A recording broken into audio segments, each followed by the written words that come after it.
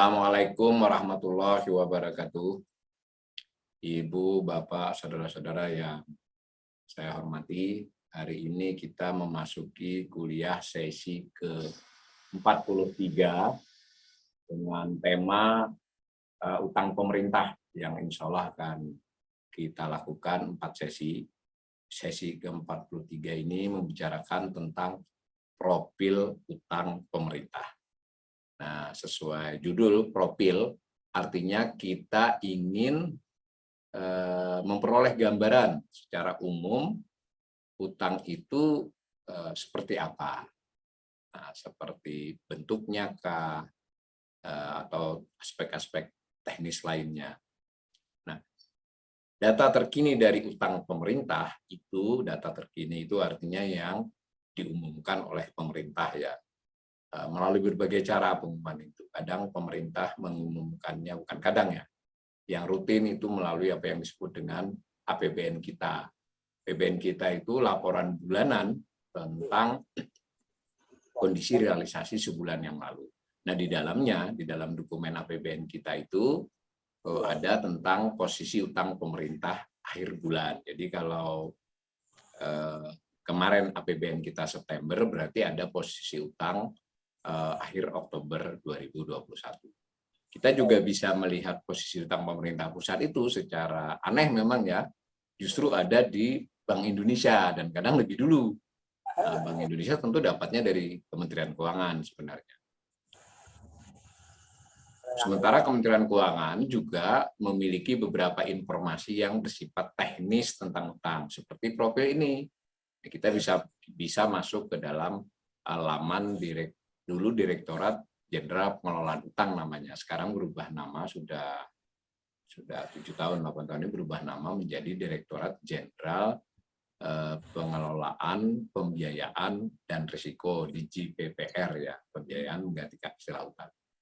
Nah, terkini data yang tersedia itu adalah utang pemerintah pusat ya, posisi atau sisa atau outstanding itu sebesar 6.687 triliun ya. 6.687,28 triliun. Nah, utang tersebut kalau dilihat bentuknya itu ada 2 macam. Satu, bentuk atau jenis bisa ya berupa pinjaman ya, loan. Pinjaman itu artinya pemerintah melakukan pinjaman atau berutang kepada para pihak. Pihak itu bisa negara lain, bisa lembaga multilateral, atau bisa juga kepada bank komersial untuk keperluan tertentu. Disebut pinjaman, artinya pinjaman utang tersebut kepada pihak yang jelas, lalu ada skema-skema, term of trade, perjanjiannya, cara membayarnya, bunganya, dan lain sebagainya lah. Nah, yang penting kunci disebut pinjaman adalah dia kepada para pihak secara langsung dengan persyaratan-persyaratan yang disepakati. Jumlahnya 808,59. Jadi 6.687 tadi ya, itu berarti 12,09%, 12% lah. 12% dari total utang 31 Oktober itu berupa pinjaman. Nah, utang pemerintah yang lain itu jenis terbesarnya adalah jenis yang kedua yang disebut dengan surat berharga negara. Nah, itu nama keren ya. Sebenarnya nama sederhananya ya surat utang. Atau bisa disebut juga dengan obligasi. Jadi surat utang lah, surat berharga negara. Nilainya 5.878,69 triliun. Jadi 87,91%. Jadi secara bentuk itu lebih banyak berupa surat utang. Nah, surat utang pada umumnya berutang kepada yang memegang. Jadi bukan kepada, tadi kalau pinjaman kan kepada para pihak. Bisa kepada negara seperti Amerika kah, Singapura kah, atau kepada Bank Pembangunan Asia, atau kepada Bank Dunia, itu kan kepada pihak tertentu. Kalau SBN pada dasarnya kepada yang memegang surat, jadi bisa dipindah tangankan. Tentu ada jenis SBN yang tidak bisa dipindah tangankan, tetapi sedikit. Nah, itu salah satu perbedaan antara pinjaman dan SBN.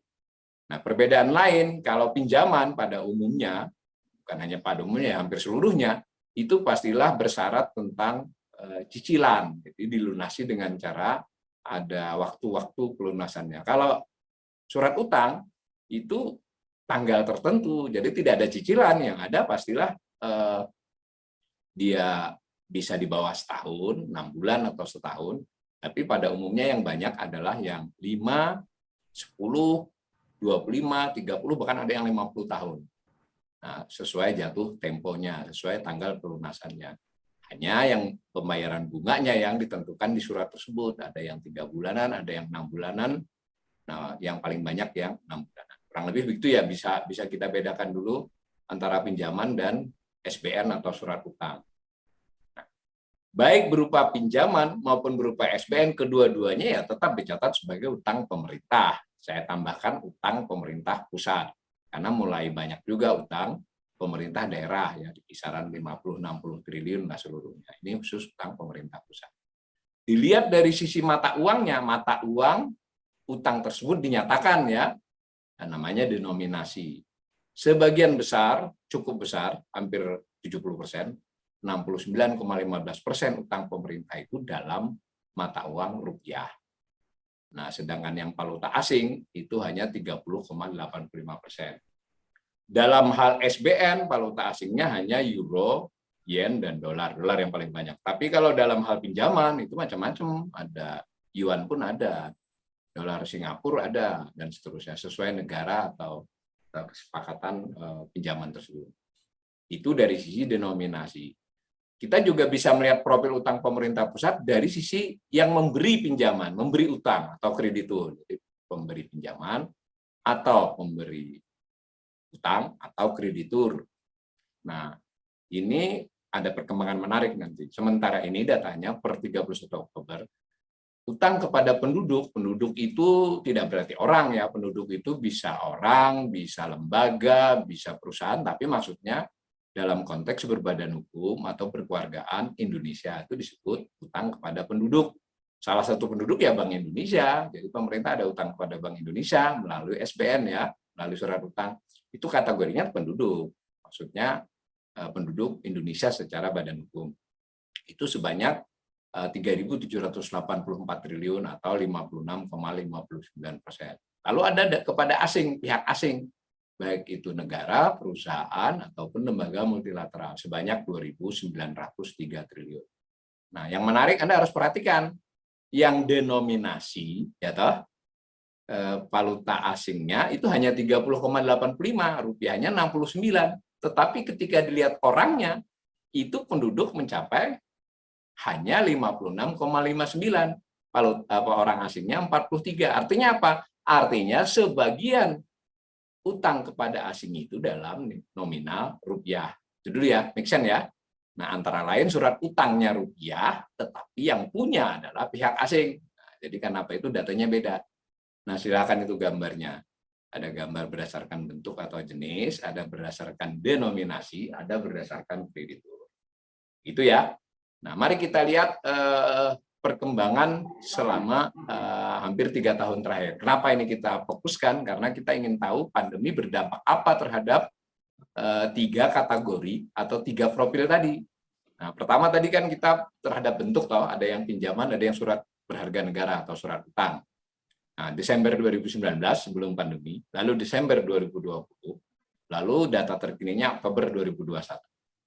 Nah, kita lihat bahwa yang orange, surat berharga, itu melaju dengan cepat ya. Jadi kalau Desember 2019 baru 4.014 triliun, di Oktober 2021 sudah 5.879 triliun sesuai data di atas tadi.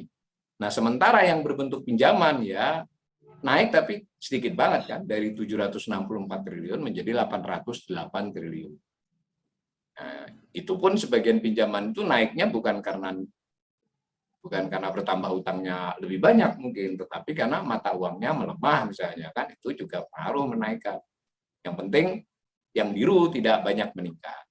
Secara persentase perubahannya juga cukup signifikan kan, dari 84% yang SBN jadi 86, lalu jadi 88%. Jadi sebagian besar berbentuk surat berharga negara. Secara akibat pandemi itu berdampak cukup besar kepada perubahan komposisi pinjaman dan surat berharga, makin didominasi oleh surat berharga. Nah, lalu kita lihat juga dari sisi dari sisi denominasi itu yang bertambah cukup signifikan, yang biru, yang rupiah. Jadi ini pemerintah sering mengatakan ini menunjukkan risikonya menjadi tidak terlalu besar. Betul juga, karena kalau utang dalam valuta asing itu risikonya lebih besar, karena untuk membayarnya kan diperlukan penerimaan valuta asing.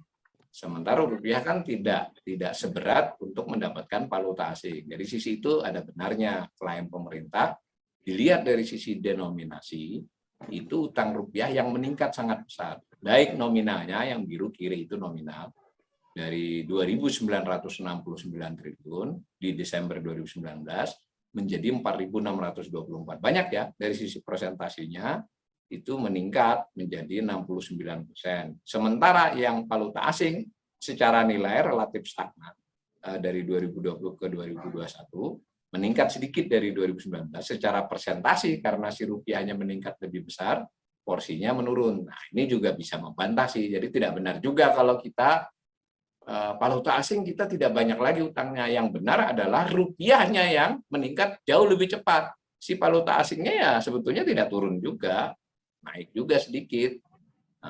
Secara porsi dia turun. Jadi tetap risiko utang valuta asing itu ada. Karena nilainya mencapai 2.063 triliun. Besar ya, artinya itu kalau ada pelemahan rupiah terhadap dolar, oh ya sebetulnya ini perlu kita tambahin informasi, dari utang itu keseluruhan itu sekitar 85%-nya dolar Amerika. Yang 15% terbagi banyak mata uang. Sehingga pelemahan terhadap dolar itu cukup memberi tekanan kepada pembayaran utang. Karena sebagian penghasil, bukan sebagian besar perolehan pemerintah itu tidak dalam valuta asing, sehingga ketika dia menerima rupiah dia harus membayar kewajiban dalam valuta asing.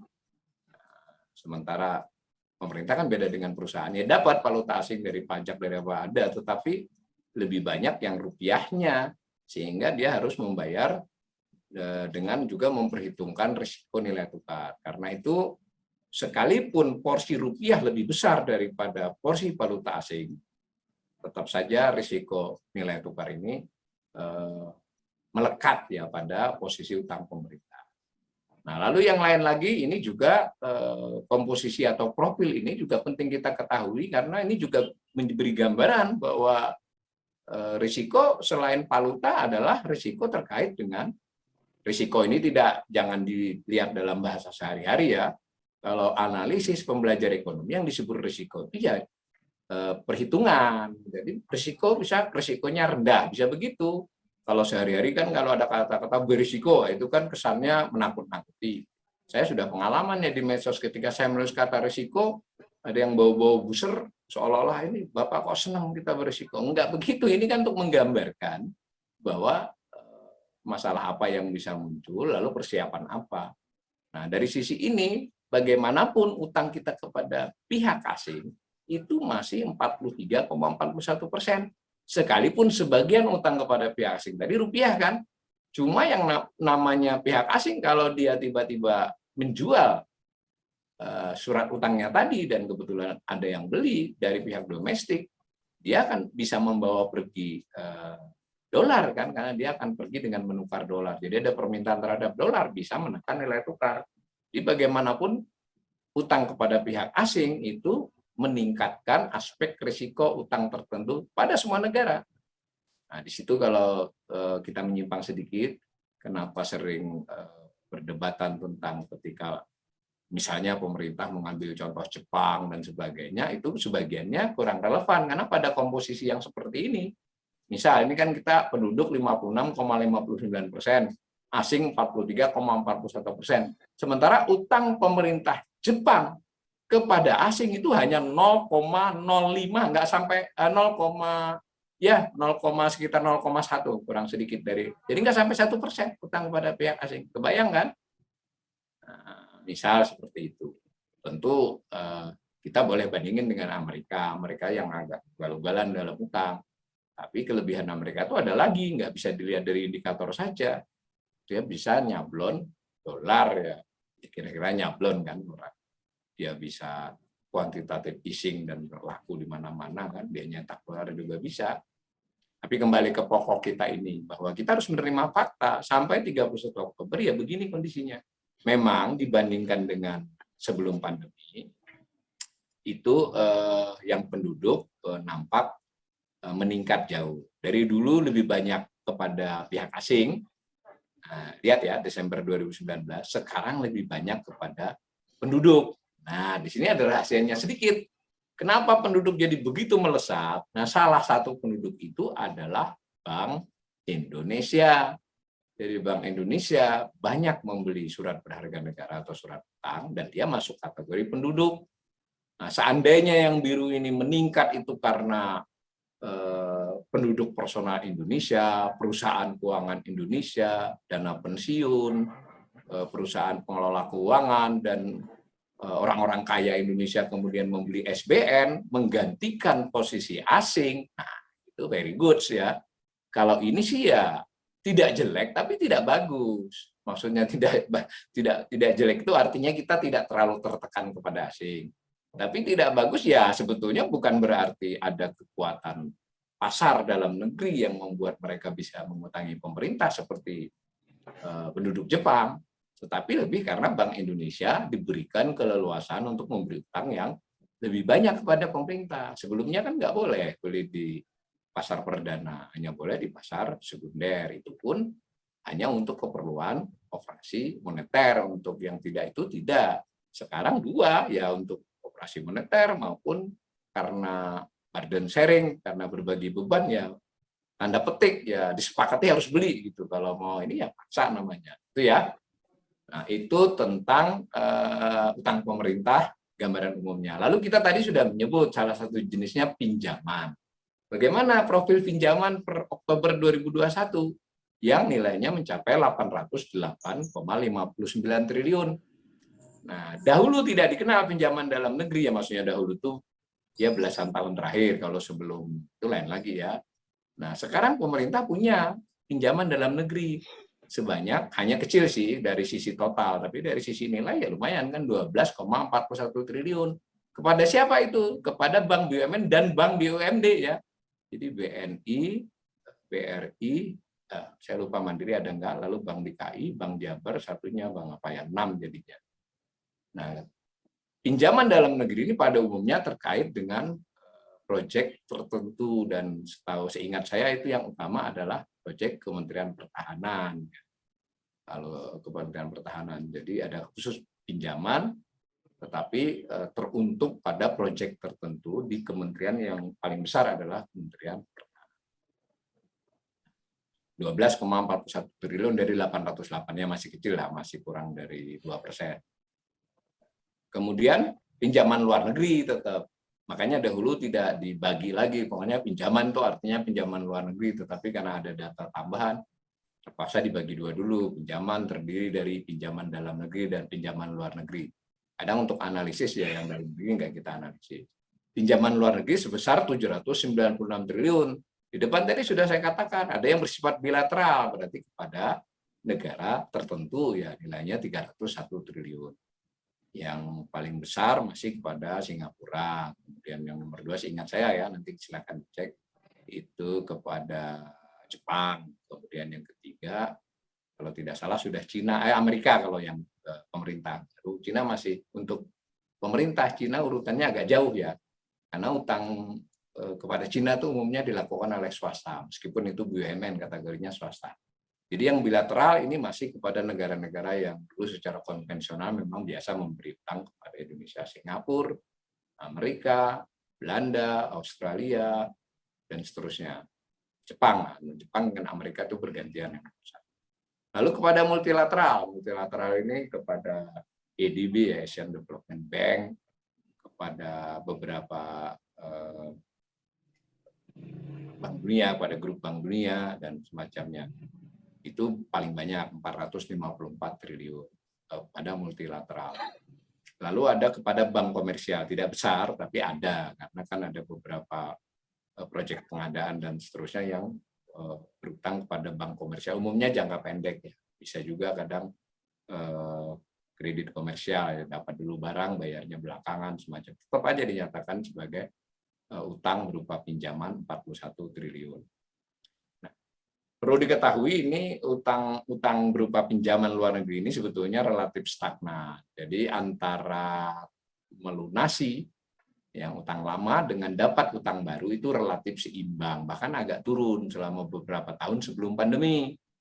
Nah, kenapa nilainya masih kadang kelihatan naik turun? Karena dilihat secara rupiah. Nanti kita lihat di sesi berikut tentang kecenderungannya. Nah, saat pandemi kemarin 2020 sempat meningkat. Sebelumnya kan kecenderungannya turun-turun dulu dari sekitar 1.000, kemudian 900-an, lalu 800-an. Nah, ketika sempat turun di bawah 800, ketika 2020 itu kan saudara-saudara lihat di berita kan ada beberapa utang multilateral kan yang terkait bantuan kepada pandemi ya, itu banyak kan. Utang menurut informasinya syarat lunak lah ya, mau bunga mau apapun. Jelas memang sebagiannya terkait dengan pandemi COVID, sehingga khusus 2020 itu bertambah. Nah, semula saya lihat dari wacana yang berkembang, itu ada harapan pemerintah untuk dapat dari pinjaman luar negeri ini, karena bagaimanapun dia lebih lunak syaratnya dibandingkan surat utang atau utang-utang yang lain. Tapi ternyata mungkin di berbagai lembaga multilateral itu yang butuh bantuan kan banyak, dan Indonesia dianggap sudah termasuk negara yang ya sempat menengah atas kan. Sekarang kita menengah bawah lagi, tapi di antara yang menengah bawah kita di atas. Anggap aja Anda lihat liga ya, papan bawah tapi bukan degradasi, kurang lebih begitulah. Jadi kita ini posisinya agak rumit. Kita negara menengah bawah, tapi di antara kelompok menengah bawah kita agak di atas. Itu utang. Nah, di antara utang luar negeri tadi, pinjaman ya tadi, bukan surat utang loh. Itu prinsipnya ada dua macam. Yang disebut dengan pinjaman tunai atau program, dan ada pinjaman kegiatan atau proyek. Dalam kurung tuh ya, bisa disebut pinjaman tunai, lalu lawannya pinjaman kegiatan. Kalau disebut pinjaman program, biasanya padanannya pinjaman proyek, maksudnya yang samaan salah satunya yang lain. Nah, kalau pinjaman tunai atau program itu bisa dikatakan kita diberi cash gitu loh.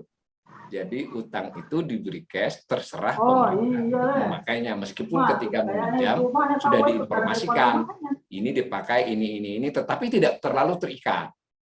Itu namanya pinjaman tunai, pinjaman program. Ini yang disenangi oleh pemerintah Indonesia maupun pemerintah manapun.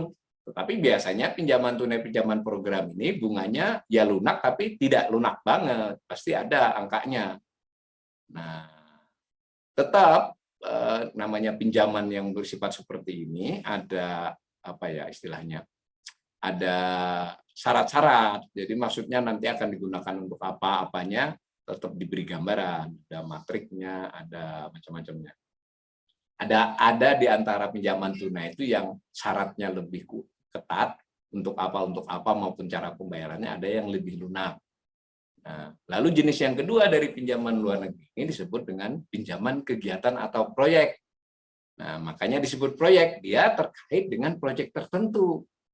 Nah, proyek tertentu itu biasanya si pemberi pinjaman, apakah dia bilateral ataukah dia multilateral. Multilateral sekali lagi Anda bayangkan adalah lembaga-lembaga internasional, itu ada hubungannya dengan proyek tersebut. Misal kita berutang kepada Jepang terkait dengan proyek tertentu. Nah, pastilah di situ ada tanda petik ya, kepentingan Jepang.